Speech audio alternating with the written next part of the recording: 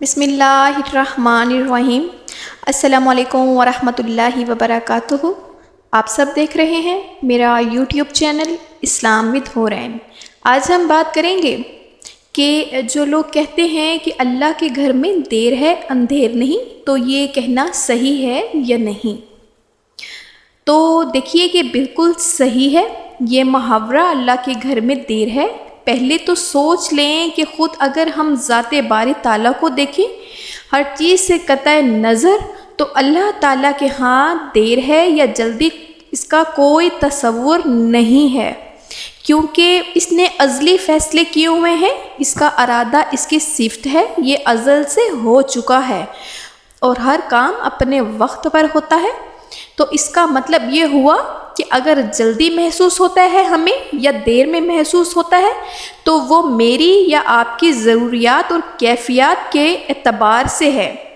مجھے ایک چیز کی فوری طور پر ضرورت ہے، مثال کے طور پہ، لیکن ایک ہفتے بعد ملی تو میں کہتی ہوں کہ یہاں دیر سے ملی۔ مجھے تو یہ ایک ہفتہ پہلے چاہیے تھی، مجھے ایک چیز ایک ہفتے کے بعد ضرورت ہے، مثال کے طور پہ ابھی مل گئی تو میں کہتی ہوں کہ یہ جلدی مل گئی۔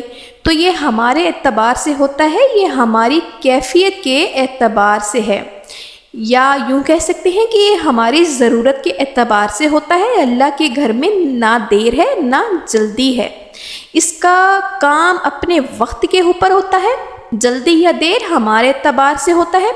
اب یہ بات تو آپ کنفرم یاد رکھیں۔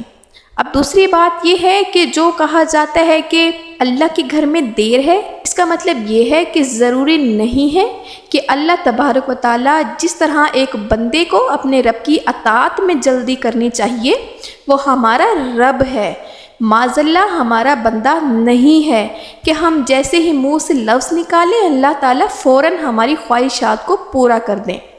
تو بس بات وہی ہے، اس میں یہ اشارہ ہے کہ اللہ کی رحمت سے کبھی مایوس نہ ہو۔ اگر آپ کچھ طلب کرتے ہیں اور اللہ تعالیٰ فوری طور پر آپ کو نہیں دے رہا، جو آپ کو دیر محسوس ہو رہی ہے، تو مایوسی کی ضرورت نہیں، کیونکہ اندھیرا یا غفلت یا کوئی کنجوسی اللہ تعالیٰ کے ہاں نہیں ہے۔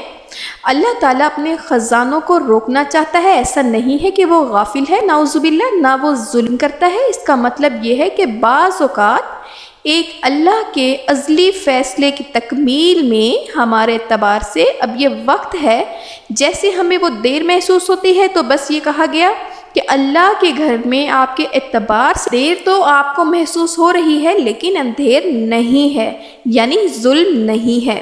اللہ تعالیٰ ضرور کرم فرمائے گا۔ اب جیسے کوئی ہمارے ساتھ ناجائز سلوک کر رہا ہے تو ہم کیا کہتے ہیں؟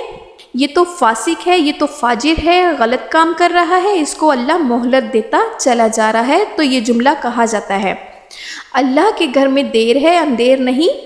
اگر تمہیں بظاہر لگ رہا ہے کہ جلدی اس کے اوپر کچھ نہیں ہو رہا، اللہ کا ایک فیصلہ ازلی ہے، ابھی نہیں ہے تو بعد میں ضرور ہوگا۔